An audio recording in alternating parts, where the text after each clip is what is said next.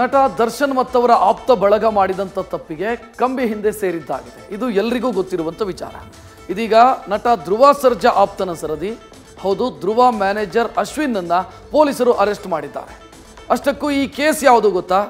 ಕೆಲ ತಿಂಗಳ ಹಿಂದಷ್ಟೇ ಆಕ್ಷನ್ ಪ್ರಿನ್ಸ್ ಜಿಮ್ ಟ್ರೈನರ್ ಮೇಲೆ ನಡೆದಿದ್ದಂಥ ಡೆಡ್ಲಿ ಅಟ್ಯಾಕ್. ಹೌದು, ಸದ್ಯ ಈ ಕೇಸ್ನಲ್ಲಿ ಮೇಜರ್ ಟ್ವಿಸ್ಟ್ ಆಗಿದೆ. ವಿಚಾರ ಗೊತ್ತಾಗಿ ಧ್ರುವ ದಂಗಾಗಿದ್ದಾರೆ.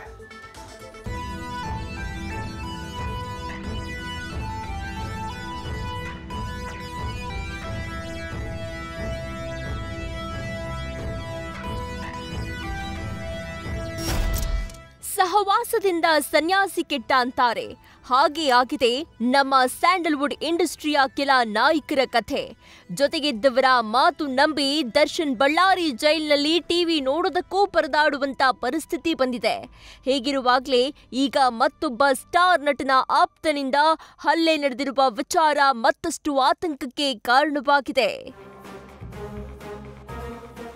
ದರ್ಶನ್ ಆಯ್ತು, ಈಗ ಧ್ರುವ ಸರ್ಜಾ ಆಪ್ತನ ಬಂಧನ. ಜಿಮ್ ಟ್ರೈನರ್ ಪ್ರಶಾಂತ್ ಹಲ್ಲೆ ಕೇಸ್ನಲ್ಲಿ ಅಶ್ವಿನ್ ಅರೆಸ್ಟ್. ಇದು 4 ತಿಂಗಳ ಹಿಂದೆ ನಡೆದ ಘಟನೆ. ಮೇ 26 ರಾತ್ರಿ 9:40 ಸಮಯ ಇರಬಹುದು. ಅವತ್ತು ರಾತ್ರಿ ಆಕ್ಷನ್ ಪ್ರಿನ್ಸ್ ಧ್ರುವ ಸರ್ಜಾ ಆಪ್ತ ಮತ್ತು ಜಿಮ್ ಟ್ರೈನರ್ ಪ್ರಶಾಂತ್ ಬನಶಂಕರಿಯ ಕೆಆರ್ ರಸ್ತೆಯಲ್ಲಿ ಹೋಗ್ತಾ ಇದ್ರು. ಈ ವೇಳೆ ಯಾರೋ ಇಬ್ಬರು ದುಷ್ಕರ್ಮಿಗಳು ಬೈಕ್ನಲ್ಲಿ ಬಂದು ಪ್ರಶಾಂತ್ ಮೇಲೆ ಮಚ್ಚಿನಿಂದ ಹಲ್ಲೆ ಮಾಡಿದ್ರು. ಇದಾದ ಮೇಲೆ ಪ್ರಶಾಂತ್ ಆಸ್ಪತ್ರೆ ಸೇರ್ತಾರೆ. ಅಲ್ಲಿಂದ ಡಿಸ್ಚಾರ್ಜ್ ಕೂಡ ಆಗ್ತಾರೆ. ಆ ನಂತರ ಕೇಸ್ ಕೂಡ ದಾಖಲಾಗುತ್ತೆ.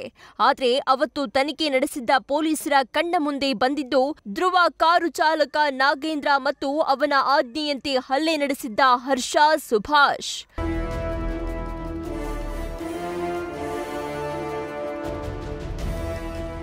ಆದ್ರೆ ಅಸಲಿ ಮ್ಯಾಟರ್ ಇದಲ್ಲ. ಪ್ರಶಾಂತ್ ಪೂಜಾರಿ ಮೇಲಿನ ಹಲ್ಲೆಯ ಮಾಸ್ಟರ್ ಮೈಂಡ್ ಮ್ಯಾನೇಜರ್ ಅಶ್ವಿನ್. ಹೌದು, ಪ್ರಶಾಂತ್ ಪೂಜಾರಿ ಧ್ರುವ ಸರ್ಜಾಗೆ ಆಪ್ತನಾಗ್ತಾ ಇದ್ದ. ಇದನ್ನ ಸಹಿಸದ ನಾಗೇಂದ್ರ ಹಾಗೂ ಅಶ್ವಿನ್ ತಾವೇ ಹಲ್ಲೆ ಮಾಡಿದ್ರೆ ಗೊತ್ತಾಗುತ್ತೆ ಅಂತ ಕನಕಪುರ ಮೂಲದ ಹರ್ಷ ಮತ್ತು ಸುಭಾಷ್ರಿಂದ ಹಲ್ಲೆ ಮಾಡಿಸಿರ್ತಾರೆ. ಸದ್ಯ ಬನಶಂಕರಿ ಠಾಣೆ ಪೊಲೀಸರ ತನಿಖೆಯ ವೇಳೆ ನಾಗೇಂದ್ರ ಅಷ್ಟೇ ಅಲ್ಲ, ಪ್ರಶಾಂತ್ ಮೇಲಿನ ಹಲ್ಲೆಯಲ್ಲಿ ಅಶ್ವಿನ್ ಪಾತ್ರ ಇರೋದು ಬೆಳಕಿಗೆ ಬಂದಿದೆ.